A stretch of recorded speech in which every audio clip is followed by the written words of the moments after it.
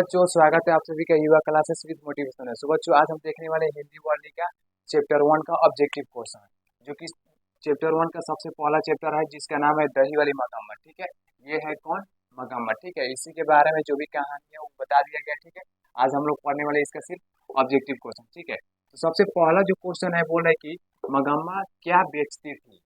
मगम्मा क्या बेचती थी? तो मगम्मा दही बेचा करती थी। ठीक है, अगला जो क्वेश्चन है मगम्मा कहाँ की रहने वाली है। मगम्मा जो थी ना वो औलूर के पास किसी गांव की रहने वाली थी। औलूर नामक एक गांव था, उसी के पास एक गांव था जो कि उसका मगम्मा का वहीं पे घर था। ठीक है, अगला जो क्वेश्चन है बोले कि मगम्मा किस भाषा की कहानी है। मगम्मा जो कहानी है वो किस भाषा की है। तो ये जो कहानी था ये कन्नड़ भाषा का। ठीक है, 4 नंबर जो क्वेश्चन बोल रहे कि मगम्मा मिठाई किसके लिए ले जा रहे थे। तो मगम्मा जो है कहानी में बताया गया है कि जो भी मतलब जब भी ये दही बेचकर घर पे आती थी तो वो अपने पोते, छोटे से उसका पोता था। ठीक है, उसी के लिए ही मगम्मा जो थी वो डेली मिठाई लाया करती थी। ठीक है, अगला जो क्वेश्चन है बोले कि दही वाली मगम्मा किस भाषा से अनुदित कहानी है। तो दही वाली मगम्मा जो कहानी है ये है कन्नड़ भाषा से अनुदित है। ठीक है, अगला जो क्वेश्चन है वो बोले कि मगम्मा को किससे विवाद था। मगम्मा जो थी उसको किससे लड़ाई था। तो मगम्मा की एक बहू थी जिसका नाम था क्या? नजम्मा। क्या नाम था? नजम्मा उसका नाम था, उसकी बहू का। उसी से मगम्मा को विवाद था। ठीक है, तो आंसर इसका हो जाएगा बहू से। ठीक है, तो अगला क्वेश्चन जो बोल रहा है बोले कि अमराई का कुआं कहाँ है। अमराई का कुआं कहाँ है।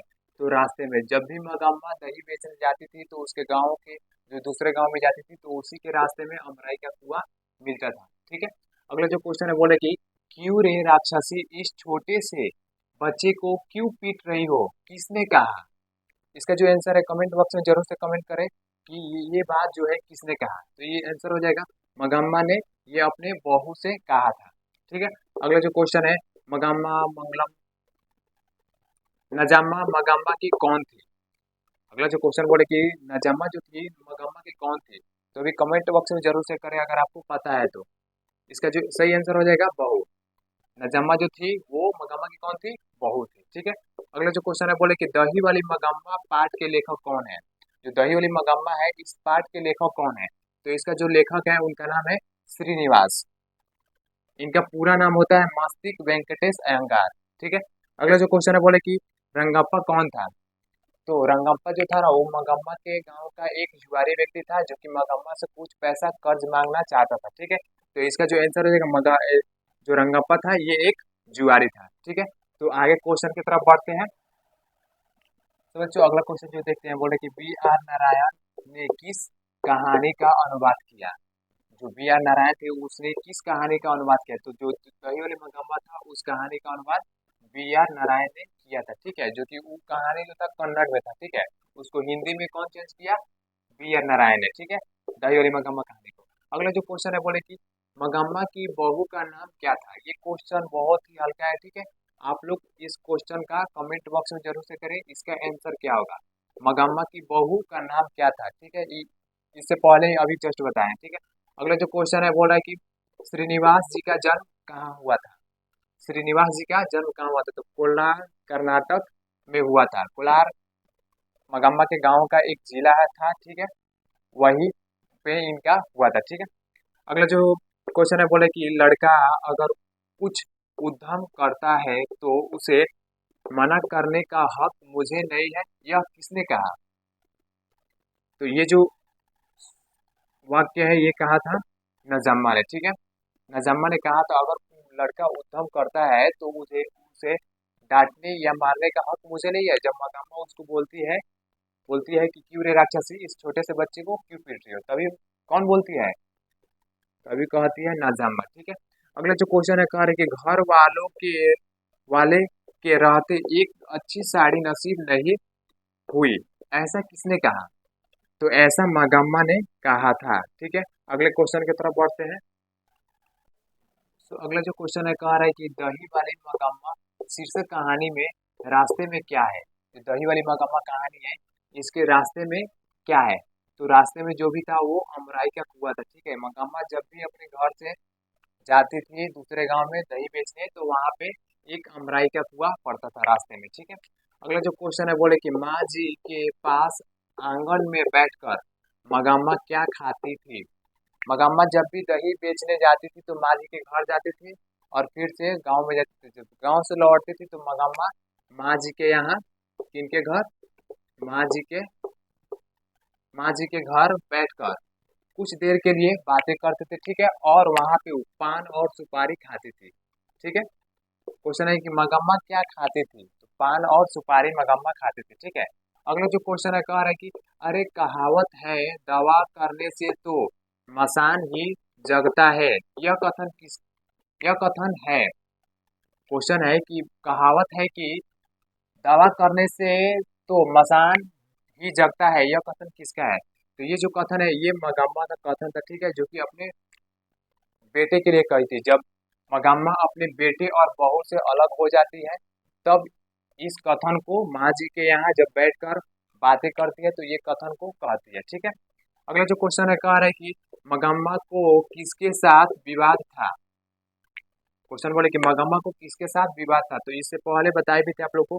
तो मंगम्मा जो थी उसको अपने बहू नजामा के साथ पोते को लेकर विवाद था। ठीक है, तो अगला आगे इसका सब्जेक्टिव क्वेश्चन की तरफ बढ़ते हैं। ठीक है, तो जो आगे आगे हम लोग देखते हैं सब्जेक्टिव क्वेश्चन, जो कि जो भी क्वेश्चन है 2 नंबर के लिए आता है। ठीक है, एग्जाम में पूछता है 2 नंबर के लिए आता है। ठीक है, इसको लिखना पड़ता है। ठीक है, तो अगला जो क्वेश्चन है बोल रहा है कि मंगम्मा को अपनी बहू के साथ किस बात को लेकर विवाद था। जो मंगम्मा थी, ये जो मंगम्मा है इसको अपनी बहू के साथ किस बात को लेकर विवाद था। तो आइए देखते हैं इसके आंसर। मंगम्मा का अपनी बहू के साथ पोते को लेकर विवाद था। मंगम्मा के को भी बेटे को भी उसकी बहू अपने बस में बस में रखना चाहती थी, इसलिए दोनों में हमेशा विवाद होता रहता था। जो मंगम्मा थी उसका जो भी मतलब बेटा था उसकी बहू क्या करना चाहती थी, उसकी बहू उसको अपने बस में करना चाहती थी, इसलिए मंगम्मा और नजामा में दोनों में हमेशा विवाद होता रहता था। ठीक है, अगले जो क्वेश्चन है बोले कि रंगप्पा कौन था और मंगम्मा से क्या चाहता था। क्वेश्चन अगला है बोले कि रंगप्पा कौन था और वो मंगम्मा से क्या चाहता था। ठीक है, तो इसका जो आंसर हो जाएगा रंगप्पा मंगम्मा के गांव का एक जुआरी व्यक्ति था, जो मंगम्मा जो कुछ पैसे कर्ज मांगने के लिए मंगम्मा के पीछे पड़ गया था। रंगप्पा जो था वो मंगम्मा के गांव का एक जुआरी व्यक्ति था जो कि कुछ पैसे कर्ज मांगने के लिए मंगम्मा के पीछे पड़ गया था। ठीक है, जब भी मंगम्मा दही बेचकर आती थी और अमराई के कुएं के पास कुछ देर बैठकर आराम करती थी तब रंगप्पा उसको देखता था तो उसके पास चला जाता था। ठीक है, और जाकर उससे कुछ पैसा उधार मांगना चाहता था क्योंकि उसको मालूम चल गया था कि मंगम्मा क्या हुई है, अपने बेटे और बहू से अलग हो गई है। इसलिए मंगम्मा के साथ जो जुआरी व्यक्ति था वो हमेशा जाकर उससे पैसा मांगने का कोशिश करता था, लेकिन मंगम्मा उसको पैसा नहीं देती थी। ठीक है, अगले क्वेश्चन की तरफ बढ़ते हैं। तो अगला जो क्वेश्चन है बोले कि बहू ने सास को मनाने के लिए कौन सा तरीका अपनाया। जब को मंगम्मा को अपने बेटे और बहू से विवाद हो गया था तो जो रंगप्पा था उसके पीछे पड़ गया था। तो उसके बाद से मालूम चला जब बेटे और बहू को, तो उन्होंने मंगम्मा को मनाने के लिए कुछ उपाय को सोचा। ठीक है, तो वही बोल रहा है। तो बोले ना कि आगे बोले कि नजम्मा अपनी सास मंगम्मा को मनाने के लिए अपने बेटे को अपने सास के पास भेज दिया था, जिसके बाद सास मान भी गई थी। नजम्मा जो थी वो अपने छोटे से बेटे को बोली कि तुम जाओ अपने दादी के पास और जब वो आएंगे तो उन्हीं के पास रहना, हमारे पास मत आना। ठीक है, इस कारण से मंगम्मा जो थी उसके पास जाता है पोता और रहने लगता है। फिर से मंगम्मा के पास उसके बहू और बेटे आकर माफी मांगते हैं। ठीक है, जिसके बाद से जो मंगम्मा होती है मान भी जाती है। ठीक है, अगले जो क्वेश्चन है कह रहा है कि इस कहानी का कथावाचक कौन है, उसका परिचय दीजिए। ये जो कहानी है इसके कथावाचक कौन है, ठीक है, उनका परिचय दीजिए। ठीक है, तो देख लो हो जाएगा।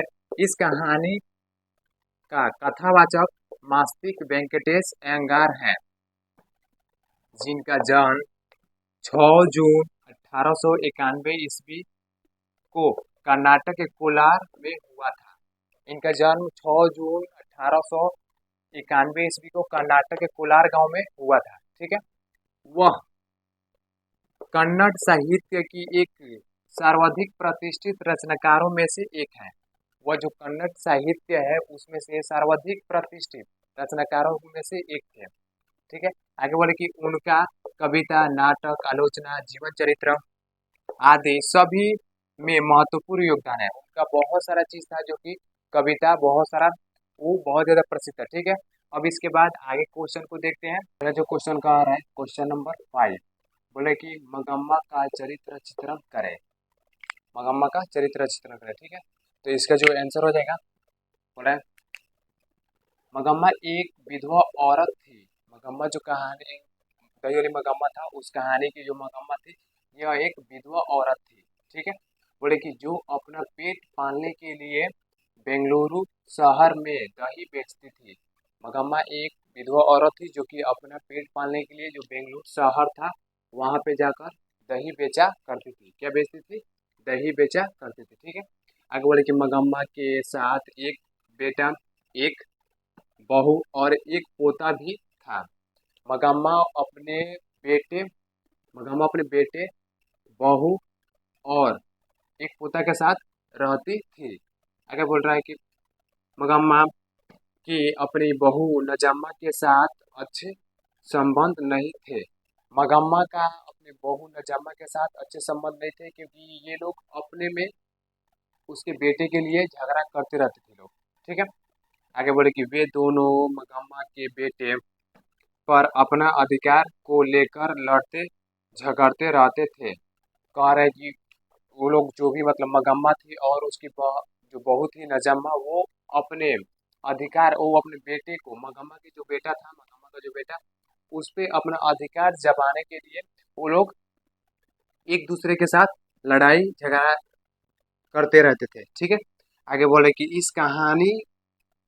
में इस कहानी में बताया गया है कि जब तक बेटा का शादी नहीं होता है तब तक माँ का बात मानता है। इस कहानी में बताया गया कि जब तक बेटा का शादी नहीं होता है तब तक वो माँ के बातों को, हर एक बातों को मानता है। यहाँ पे लिख लीजिएगा, लेकिन लेकिन लेकिन जब शादी लेकिन जब शादी हो जाता लेकिन जब शादी हो जाता है तो तो बहू का बात मानने लगता है, यानी कि बहू के वश में हो जाता है। यहाँ पे अपने से लिख लीजिएगा लोग कि जब बेटा का शादी हो जाता है तब वो माँ का बात नहीं मानता है और बहू के जो उसकी पत्नी होती है उसके वो वश में हो जाता है। ठीक है, तो इसके क्वेश्चन आंसर का, दही वाली मगम्मा का क्वेश्चन आंसर का यहीं पे करते हैं कहानी को एंड, क्वेश्चन आंसर समाप्त। ठीक है, इस वीडियो को please like, share and channel पे नए हैं तो सब्सक्राइब कर दें ताकि हम भी मोटिवेट होकर आगे और भी इससे भी अच्छा वीडियो ला सके। ठीक है, और कमेंट में बताइएगा कि आपको ये जो कहानी था, कहानी तो पहले का पढ़ाई दिए थे, इसका फर्स्ट पार्ट में कहानी है। ठीक है, सेकेंड पार्ट है जो क्वेश्चन आंसर है, इसमें बताइएगा कि आपको कहाँ पे कुछ मतलब प्रॉब्लम हुआ है।